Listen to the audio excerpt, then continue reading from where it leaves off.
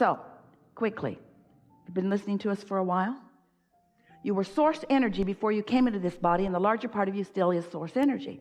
Part of you came into this body where you are sifting and sorting and observing and creating. So as you're sifting through the data, you are coming to personal conclusions about what you would prefer. And those preferences, those conclusions, those desires matter so much because you are the creator of your own reality. So you're launching these rockets of desire. And the reason we call them rockets of desire is because you focus and we amplify. But in most cases, you are not right now a vibrational match to what you just asked for. But the larger part of you is. So you really just have to decide, how can I be more of a vibrational match to what I want and less of a vibrational match to what I don't want? Or how can I be more of a vibrational match to what's coming and less of a vibrational match to what is? Or how much of what is do I want to continue to be a vibrational match to? And what that now is that I'm experiencing on a day-to-day basis do I want to cease being a vibrational match to? And the answer to that is focus. Just focus and feel, focus and feel, focus and feel. And most of all, care about feeling good. So one last thing we want to tell you, and then we'll open it to talk with you about whatever you want to talk about. When the cork bobs on the surface of the water, that's its natural buoyant state. And in this analogy of vibration, we want to say that's a high frequency. There's no resistance. The cork is bobbing on the surface where it naturally is. And that's who you were when you were born. That's who you will be when you make your transition to non-physical. It's who you are when you're joyful. It's who you are when you're appreciative. It's who you are when you're happy. It's who you are when you feel passion. It's who you are when you feel eager. So that's naturally who you are. And that's naturally where you will be unless you're doing something to hold the cork under the water. It matters to know that, because you don't have to run around trying to find things to feel good about. Just stop looking for things to feel bad about. That really is the solution. The good stuff is dominant. The good stuff is abundant. The good stuff is natural. The good stuff is who you are. It's natural for you to prosper. It's natural for you to feel good. You just got to stop doing that thing that causes you to hold yourself in the non-receptive mode, in the mode where you can't find the clue, where you can't feel your way on this winding, fabulous, adventurous path of least resistance. So if we can convince you, and words don't teach, we'll point it out to you, and then life will show it to you in a way that you will really know it to be. If we can convince you that you know what you want, you've been asking for it, and that it exists in a vibrational state. We've been calling that vibrational state your vortex. Get in the vortex, we said, until you could hardly stand to listen to us anymore. There's a vibrational reality that if you can sync up with it, then all those things that you want will come into your experience in a way that you can experience the full manifestation of them. So we want to talk about what manifestations really are. Because you live in a physical world where you're used to looking around at stuff, and you think that all of this stuff is manifestation, and it certainly is. But we want to point out to you that there is vibration, and then there is thought. And that thought is a manifestation of vibration. Because once you're having a thought about it, you've turned the vibration into something perceivable, into something understandable, into something conceptual, into something. So there is vibration, and then there is the manifestation of the thought. And that's momentum. And once there is a manifestation of a vibration into a thought, then there can be a manifestation into a word. Language is a further manifestation, isn't it? The thoughts that occur to you are manifestations, and it means that momentum is underway.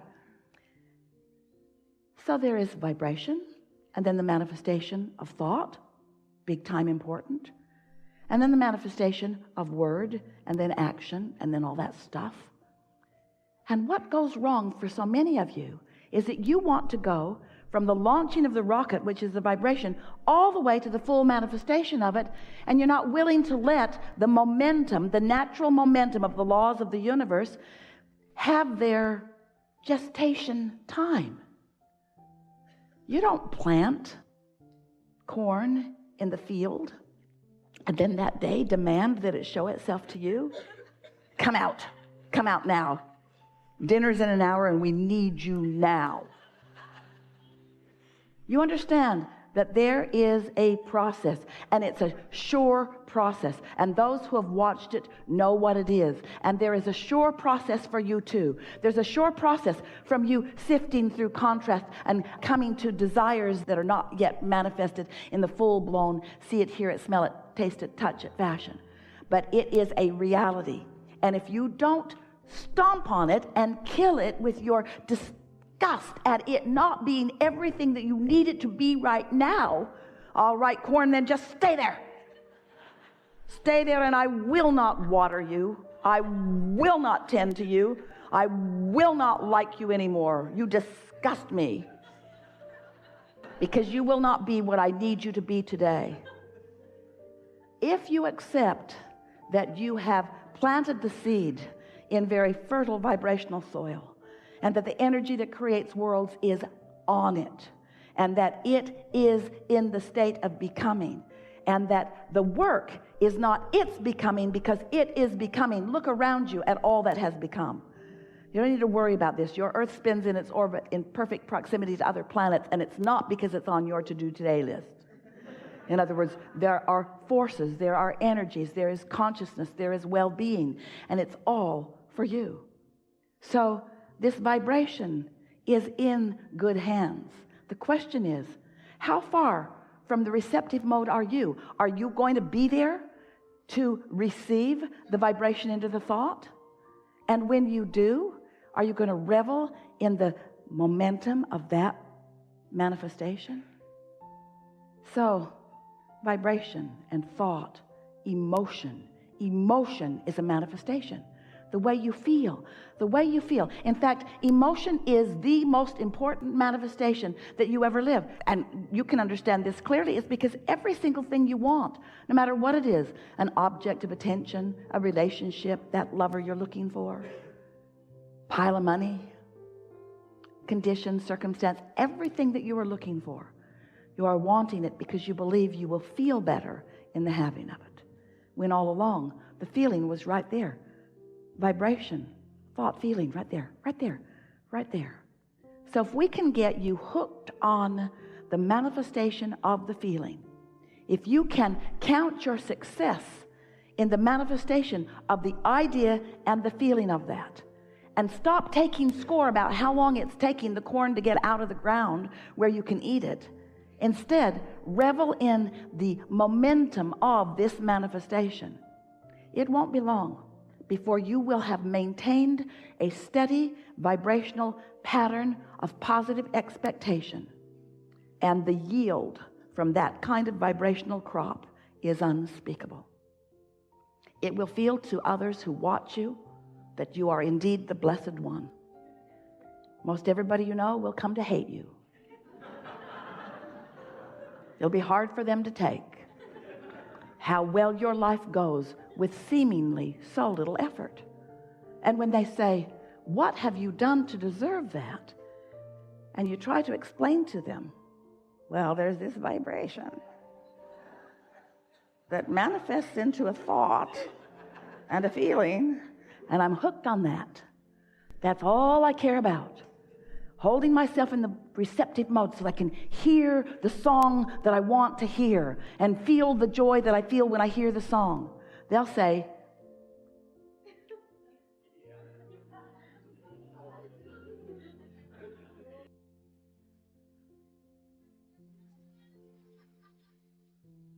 you can hear them, can't you? That's a manifestation. We're eager to talk to you about anything that you want to talk about. Nothing is off limits. You will notice a perfect unfolding as we move along here. There will be momentum. It is our knowing that together we will take thought beyond that which it has been before, and you will be right in the middle of that newfound manifestation that we all find as vibration moves into a new place. You're doing extremely well, and we don't mean to imply in any way that you're not getting it right, because you are. But we are wanting to imply, well, we'll just say it bluntly, you're not having nearly as much fun as you intended. You're taking life way more seriously. And it's because you're all tripped up on what's manifesting in terms of the stuff instead of what's manifesting in terms of the feeling. And sometimes when we say that, our human friends worry that we're just trying to get you to feel good without the stuff. And that isn't our plan at all. We know that unless you feel good without the stuff that you want can't come. You just got to get the vibration first.